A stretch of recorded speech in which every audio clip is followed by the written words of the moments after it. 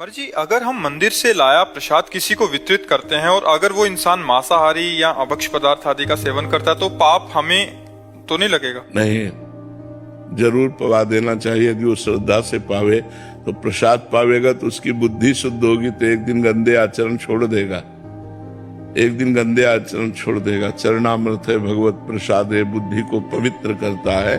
तो यदि हम ऐसे लोगों को भी प्रसाद देते हैं और वो प्रसाद का अनादर ना करते हो तो देना चाहिए, और आदर से प्रसाद पा लेते हैं तो उसमें पाप नहीं लगेगा, उसमें पुण्य लगेगा, क्योंकि उसके पाप नष्ट होंगे, उसकी बुद्धि शुद्ध होगी, उसका कल्याण होगा।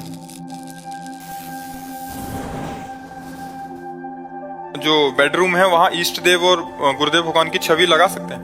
दूर, क्योंकि गृहस्थ हैं तो आप अपने बिस्तर पर गृहस्थ धर्म का भी प्रयोग करेंगे, तो अपवित्रता में मूर्ति छवि थोड़ी रखी जाती है। दूर ऐसे रख लिया, बात अलग है दर्शन के लिए, जो वेद से स्पर्श ना करे ऐसे रख सकते। मर्जी, दीवार आदि पे? हाँ, दूर दूर जी। जो बिस्तर का स्पर्श न करते, दूर। ऐसे नहीं कि अपने बेड में ही। जब आप गृहस्थी का धर्म का प्रयोग करेंगे गृहस्थ में तो फिर पवित्रता की जरूरत है, फिर उसमें ठीक नहीं।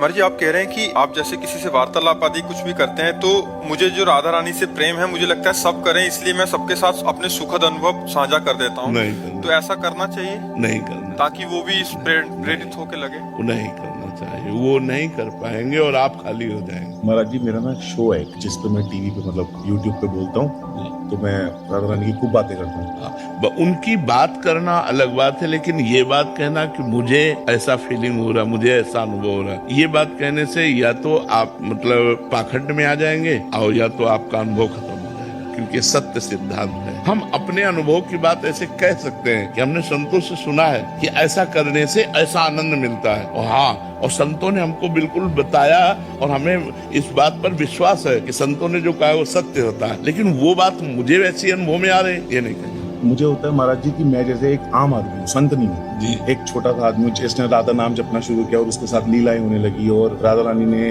चमत्कार दिखाने लगे, बरसाने लगी मैं खूब ज्यादा, तो मन करता कि बताओ, लेकिन अब से मैं संतों का नाम लेके ही बताऊं। हाँ, उसमें ये कहे कि हमको ऐसे ऐसे साधक मिले कि बिल्कुल राधा नाम नहीं जपते थे, और जब से जपना शुरू किया तो उनको बहुत लौकिक और पारलौकिक भी लाभ प्राप्त हुआ, ऐसे हम बोल सकते हैं। घुस कर अनुभव बोलने पर फिर नहीं रहे। लौकिक प्रेम की बात नहीं बता सकते, अभी अलौकिक प्रेम की बात हम कैसे बताएं?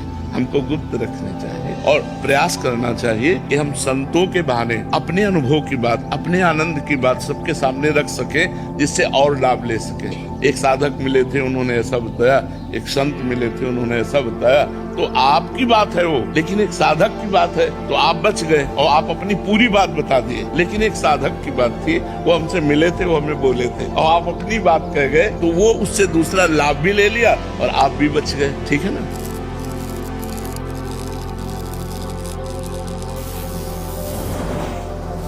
जब हम अपनी पत्नी से या अपने पति से संतुष्ट होकर धर्म पूर्वक चलते हैं तो हमारा मार्ग दूसरा हो जाता है, और जब हम भोग विलासिता में चलते हैं तो हम अपने पति में संतुष्ट नहीं होते, फिर और पुरुषों में हम अपनी पत्नी से संतुष्ट नहीं होते, फिर और स्त्रियों में, तो ये मार्ग नरक की तरफ ले जा रहा है और भव बंधन को पुष्ट करने वाला है। भोग विलासिता को भोग विलासिता मानकर ना भोगा जाए, उसे भगवान की आराधना मानकर किया जाए और भजन किया जाए तो मार्ग दूसरा हो जाएगा। जैसे कुछ संपत्ति है तो हम मंदिर बनवा देते हैं, गौशाला खुलवा देते हैं, अस्पताल बनवा देते हैं और फ्री दवाएं देते हैं। अब है तो भोग विलासिता, लेकिन वो स्वयं सादगी से रहता है, धर्म से चलता है, कोई गलत आचरण नहीं करता, तो रुपया होते हुए भी, धन होते हुए भी वो नरक वाला मार्ग नहीं पुष्ट हुआ, वो भगवान की प्राप्ति वाला मार्ग पुष्ट हुआ।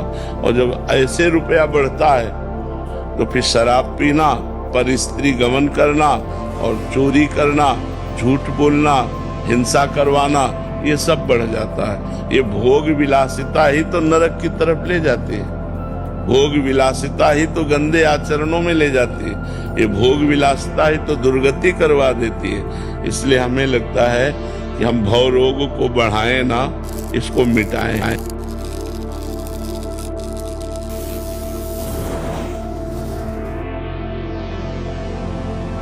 महाराज जी, एक छोटा सा कर्म मेरे से बन गया कि बाइक से मेरी गौरैया चिड़िया का बच्चा खत्म।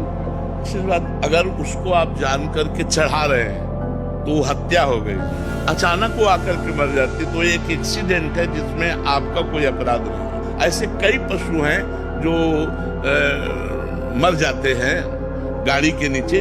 उसमें देखना ये कि अब जैसे गाय बैठी हुई है और आप वहां बैक कर रहे हैं या आप वहां घुमा रहे हैं और उसको चोट पहुंचती है तो आप अपराधी हो, आपको देखना चाहिए।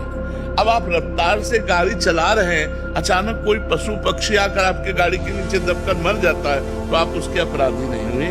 वो अपराध नहीं, वो एक घटना है, उस जीव को उसी घटना से मरना था, इसलिए ऐसा।